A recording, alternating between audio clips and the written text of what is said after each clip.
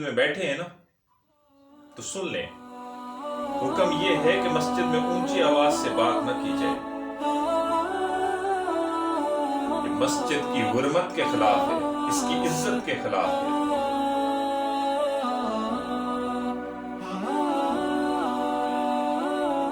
اور رات کو جو واقعہ ہوا ہے دل بڑا ہی رنجیدہ ہے.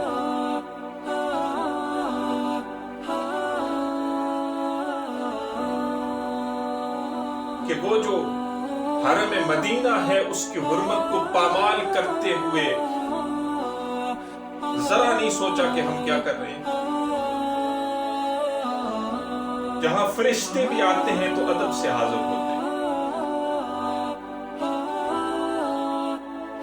جہاں سانس بھی لینی ہے تو ادب سے لینی ہے کہ یہ دیار نبی ہے، یہ چوکھٹ نبی ہے.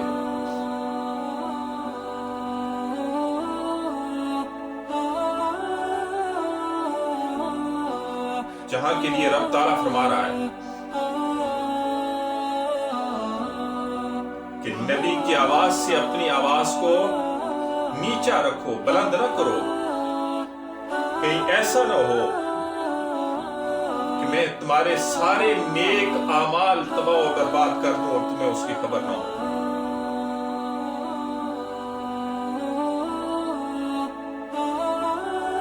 اور تمہیں اتنا بھی خیال نہ آیا کہ تم آقا کی چوکھٹ پر جا کر اس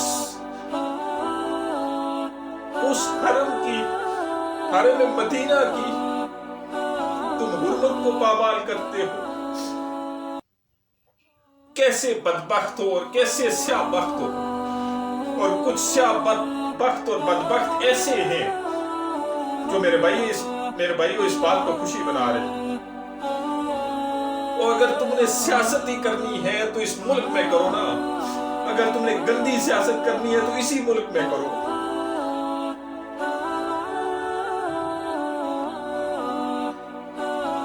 میرے بھائیو، ہمارا ایک ہی آسرا ہے. ہم بڑے گناہگار ہیں، آقا کی امت بڑی گناہگار ہے. ایک ہی آسرا ہے کہ حشر میں آقا شفاعت فرمائے گے. آج امت کیا کر رہی؟ آج امت کدھر جا رہی ہے؟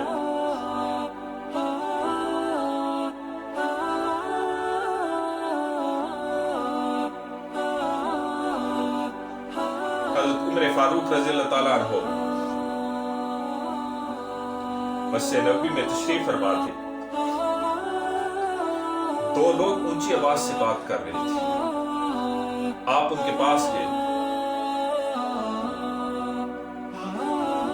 اور انہیں منع کیا بڑی سختی سے. اور پھر پوچھا کہ تمہارا تعلق کہاں سے ہے؟ فرمایا طائف سے ہم آئے. فرمایا اگر تم مدینہ کے ہوتے تو میں تمہیں سخت سزا دیتا، کیونکہ مدینہ کے لوگ مسجد نبوی کی حرمت اور آداب سے خوب واقف ہیں. وہاں جاتے ہیں آنکھیں نہیں اٹھتی، نظریں جھک جاتی ہیں، گناہگار اتنے ہیں. روضہ رسول پہ سلام کے لیے حاضر ہوتے ہیں، چہرے اٹھتے نہیں ہیں، نظریں اوپر نہیں اٹھتی. کیا چہرہ دکھائیں؟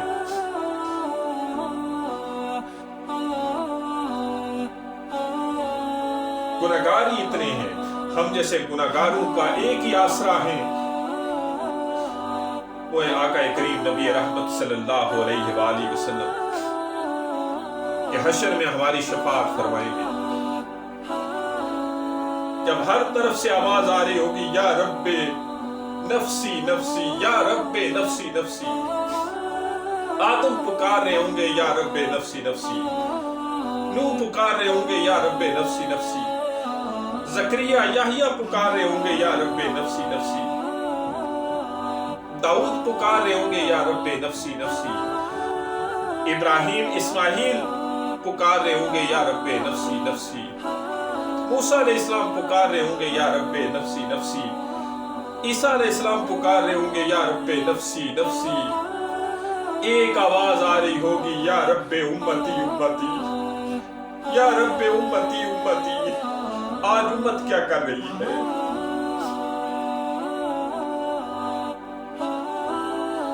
آج ان کے در پر جا کر